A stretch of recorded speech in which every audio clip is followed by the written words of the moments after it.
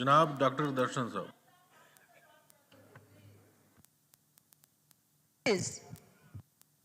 Point of order पे बाद में वो लेते हैं जी सबका, लेकिन पहले ये है कि जी स्पीचेस हो जाएं। जी डॉक्टर दर्शन साहब आप। जी शुक्रिया स्पीकर साहब, आपकी बड़ी बड़ी मेहरबानी, आपने मुझे मौका दिया।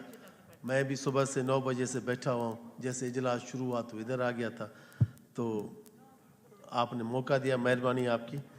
स्पीकर साहब, मौजूदा हालात में ये जो बजट इसाक डार साहब ने पेश किया, मैं समझता हूँ कि इससे अच्छा बजट और कोई हो ही नहीं सकता। इस पर मैं उनको मुबारकबाद पेश करता हूँ।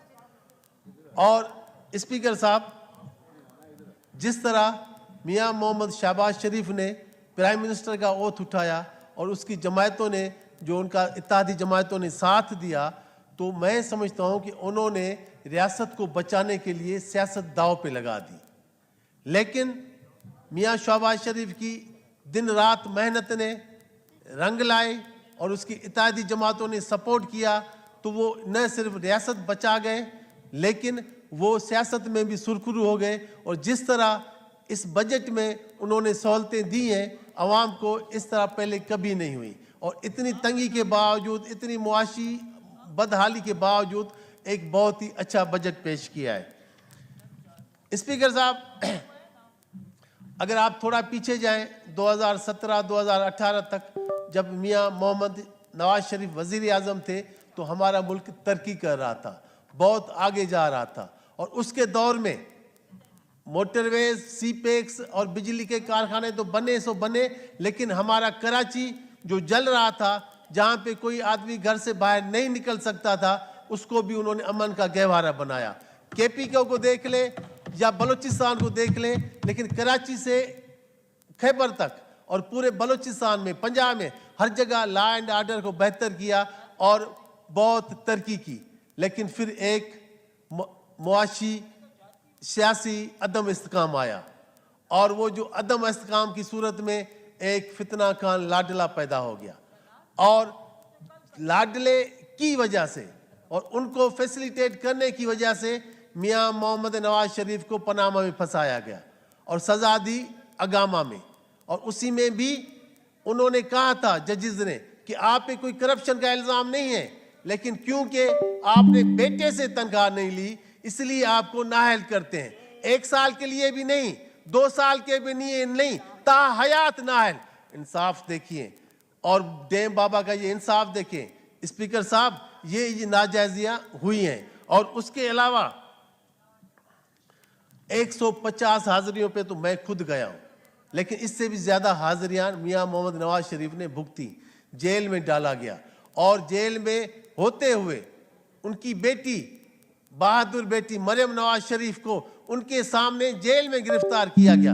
स्पीकर साहब, जब वो लंदन से अपने वालिद के साथ अपनी मां को वहां पे बिस्तर पे बीमार छोड़ के आ रही थी, तो वो किधर जाती? वो जेल से गिरफ्तार किया गया। तो ये सिर्फ इसलिए किया ताकि मियां मोहम्मद नवाज शरीफ को कमजोर किया जा सके। लेकिन नवाज शरीफ हिम्मत, बहादुरी और जुर्रत के साथ खड़ा रहा, और ऐसा 2 दफा पहले भी हो चुका है।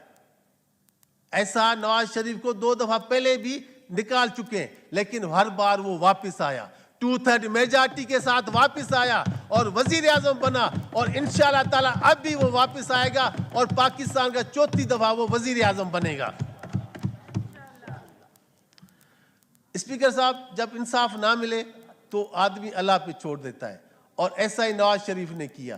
उसने कहा कि मैं फैसला अल्लाह पे छोड़ता हूं, और अल्लाह की लाठी बे आवाज है, वहां देर है अंधेर नहीं है। और उसने फिर आप देख ले 9 मई उसमें हो जाता है। 9 मई में उस लाडले ने जो किया अपने साथियों के साथ मिलके, वो हमारे डॉक्टर साहब ने पूरा गिनवा दिया था, चीमा साहब ने, कि कायदे आज़म मोहम्मद अली जनाह का घर हो, आर्मी हाउस हो, या GHQ पे हमला हो, पिशावर में हो या मियांवाली में, ऐसा कभी किसी दुश्मन मुल्क ने भी हिम्मत नहीं की कि वो ऐसा सोच भी सके, लेकिन ये इसने अपने घर में बैठ के अपने मुल्क के खिलाफ दुश्मनी की और इन्होंने ये सब कुछ कर डाला, और इसी की हम पुरजोर मजम्मत करते हैं। और साथ ही साथ ये आपसे और ये हुकूमत को भी हम कहते हैं, क्योंकि हम भी हुकूमत में, लेकिन ये भी कहते हैं कि इसको जल्दी जल्द और सख्त के सख्त सजा दी जाए। स्पीकर साहब, ये सोची समझी साजिश थी, कोई ये ऐसा नहीं था। इससे पहले भी वो कर चुका है, पार्लियामेंट पे भी हमला कर चुका है, 2013-14 में पीटीवी पे भी हमला कर चुका है। और ये ऐसे फतने खान को ऐसे नहीं छोड़ना चाहिए और इसके लिए इसकी सजा देनी चाहिए। स्पीकर साहब,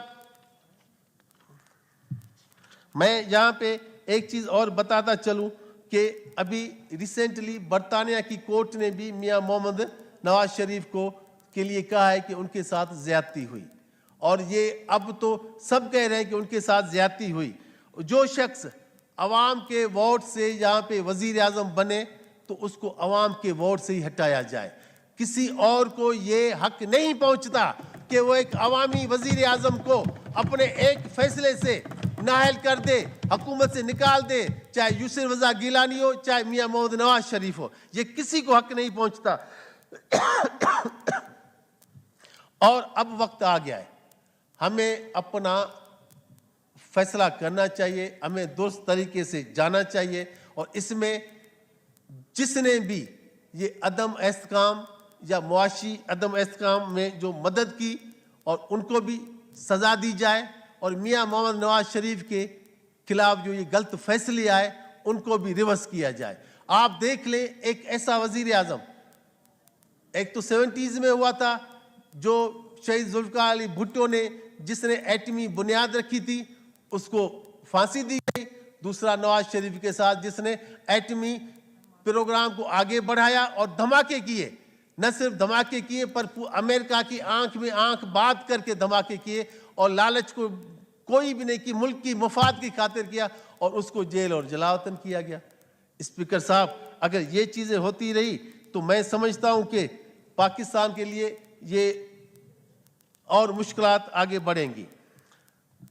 और स्पीकर साहब, एक बात और मैं बताऊं आपको, मुझे वो बात उनकी याद आती है जहां पे जरदारी साहब की, जिन्होंने खान साहब को कहा था कि हमने आपको नहीं गिराना, आप गिरेंगे खुद। और वो खुद ही गिरे, खुद ही अपने पांव पे कुल्हाड़ी मारी। 2013-14 में आया था, इस्तीफा लेने के लिए इस्तीफा दे के चला गया। अब भी आप देखें, कौमी असेंबली से भी इस्तीफा दिया, पंजाब की हुकूमत भी तोड़ दी और केपीके भी तोड़ दी। और तो छोड़े आप, जो उसके दाएं बाएं डब्लू बबलू होते थे, वो 2 दिन जेल में क्या गए, वापस आए तो तोबा तोबा करते आए कि हमने सियासत ही छोड़ दी। और वाकई सियासत जो है ना, वो बच्चों का खेल नहीं है।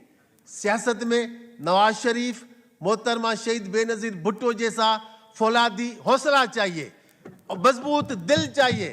शायद खाकान अब्बासी हो या शहबाज शरीफ साहब हो, मरियम नवाज साहिबा हो या ख्वाजा आसिफ हो, एहसन इकबाल हो या साद रफीक या शायद खाकान अब्बासी, ऐसी बहादुरी भी चाहिए। ये ऐसे नहीं चलेगा कि 2 दिन जेल में गए और वापस आके तोबा तोबा तोबा करके वो भाग गए।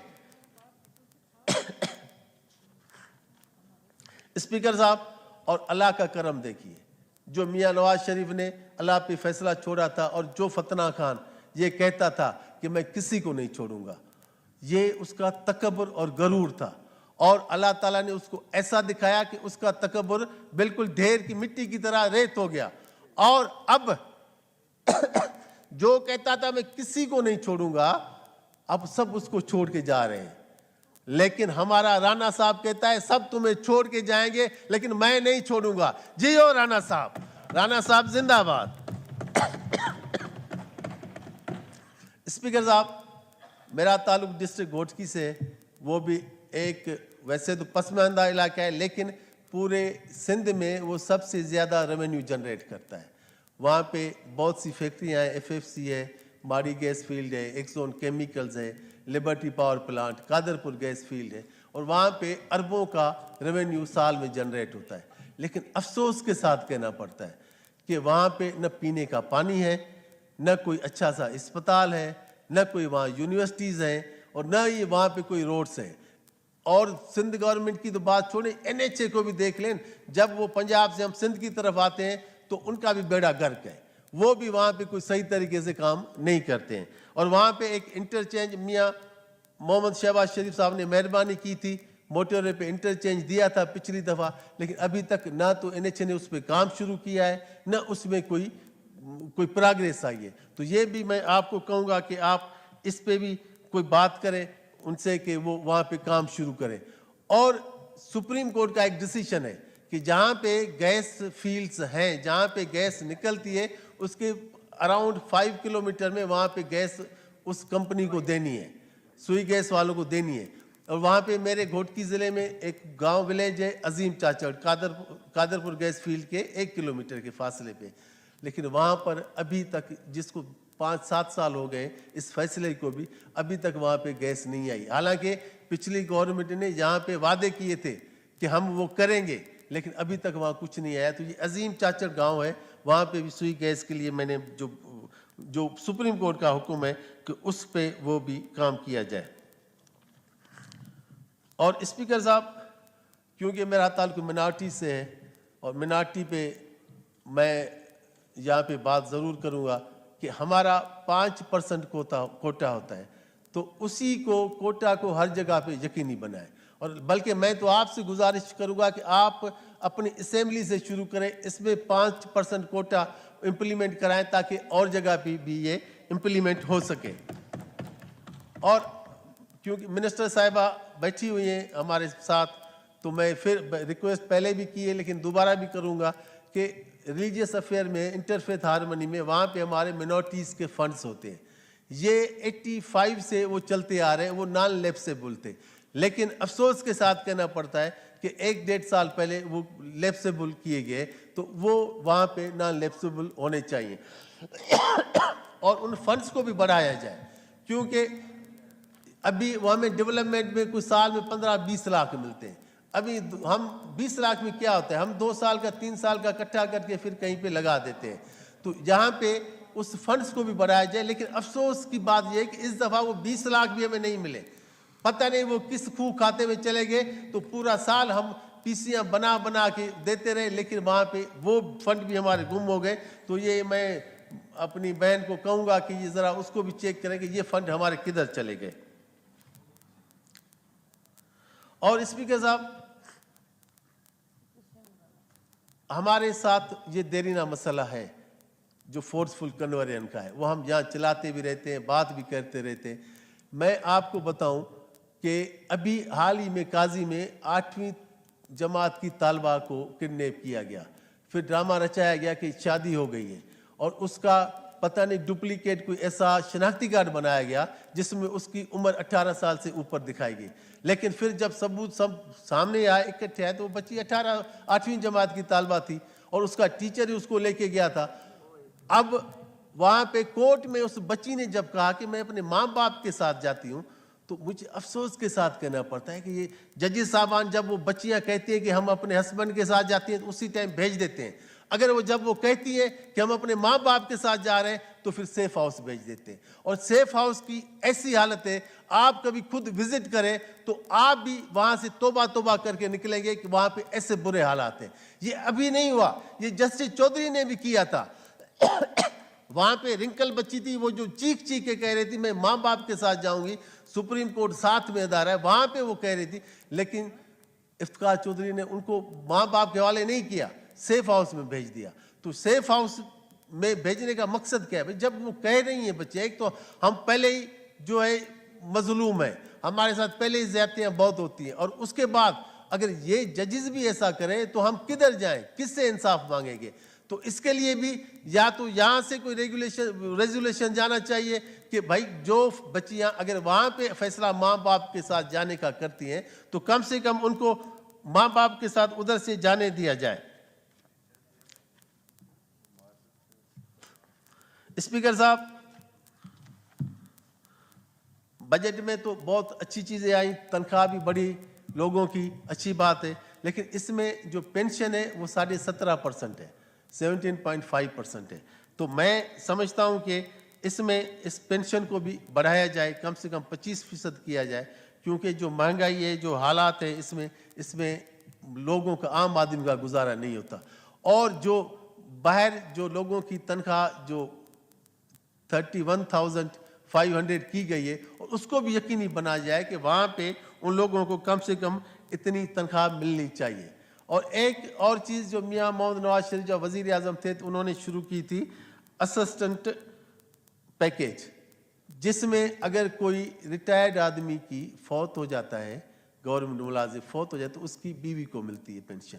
अगर वो भी फौत हो जाती है, जो उस पर कफालतदार होती है, कोई बच्चियाँ होती है, तो उनको दी जाती है। लेकिन कोई हैंडीकेप चाइल्ड भी होते हैं, तो वो बेचारे किधर जाए। इसमें मेरी गुजारिश ये है कि मिनिस्टर साहिबा भी बैठी है कि जो हैंडीकेप्ड बच्चे हों अगर, तो उनको भी उसी में हिस्सा दिया जाए, कि उनको भी वो दिए जाए। और यहाँ पे एक ETPP बोर्ड है, जिसमें जो सब प्रॉपर्टियाँ हैं हिंदू या सिख कम्युनिटी की है, तो वहाँ पे अरबों रुपए पड़े हुए हैं। तो मेरी आपसे गुजारिश है कि आप उन्हें कहें कि ये जो हमारे गरीब दूर देहात में लोग रहते हैं, पसमानदा इलाकों में रहते हैं, तो उनके लिए फलाई खर्च करें। और उनका जो ETPP बोर्ड का चेयरमैन है, वो भी कानून में भी है, ला भी, जो उनका वो एक चार्टर साइन हुआ था इंडिया और पाकिस्तान का, उसी में भी ये चीज़ है कि उसी कम्युनिटी का होगा। तो हिंदू कम्युनिटी के इसमें हम बार बार ये कहते आ रहे हैं कि वो भी हिंदू कम्युनिटी से होना चाहिए। और स्पीकर साहब, जिस तरह बात आती है बिस्प की, बिस्प में भी बहुत पैसे रखे गए, पहले भी थे, अभी भी रखे गए। और उसी में भी क्योंकि हमारे मिनॉरिटीज़ के लोगों का परसेंटेज कम है, उसकी एंट्री नहीं है, क्योंकि वो जाते हैं तो लोग पढ़े लिखे लोग नहीं है, औरतें जो हैं वो ऐसे ही हैं, तो उनको भगा दिया जाता है सेंटर से। मैं आपको अपने इलाके की बात बता रहा हूँ, मीरपुर माथेरो से, घोटकी से, वहाँ पे उनको आने ही नहीं देते, वहाँ पे वो जो इंचार्ज होते हैं वहाँ पे। तो उनके लिए भी ये किया जाए कि कम से कम वो लिस्ट तो हो। ये तो सबका हक है, जो भी उनकी क्राइटेरिया में पूरा उतरता है, चाहे हिंदू हो, चाहे मुस्लिम हो, चाहे सिख हो, चाहे पारसी हो, जिस भी मज़हब से हो या क्रिश्चियन हो, तो उनको उसमें इनलिस्ट किया जाए। और स्पीकर साहब, बातें तो बहुत हैं, लेकिन मैं देख रहा हूं कि आप भी बार बार टाइम की तरफ देख रहे हैं, तो मैं बात ख़त्म करता हूं। मैं एक चीज़ ये फिर कहता हूं कि ये मुल्क हमारा है और इसको हमने ही संवारना है। और इस मुल्क के लिए हम सबको मिल बैठ के इसके लिए सोचना होगा, क्योंकि ये धरती हमारी माँ है। और इस माँ की हिफाजत की खातिर, इस माँ को संवारने की खातिर हमको अगर अपनी जान भी देनी पड़े तो हम गुरेज नहीं करेंगे, लेकिन माँ की हिफाजत हम करके रहेंगे। और इस शेर के साथ मैं ख़त्म करूँगा कि न हमने शाह के गुल छोड़ी, न हमने शाह के गुल छोड़ी, न हमने काफिला बदला, न हम मंजिल से बाज आए, न हमने रहनुमा बदला। पाकिस्तान जिंदाबाद, मियां मोहम्मद नवाज शरीफ जिंदाबाद। शुक्रिया जी।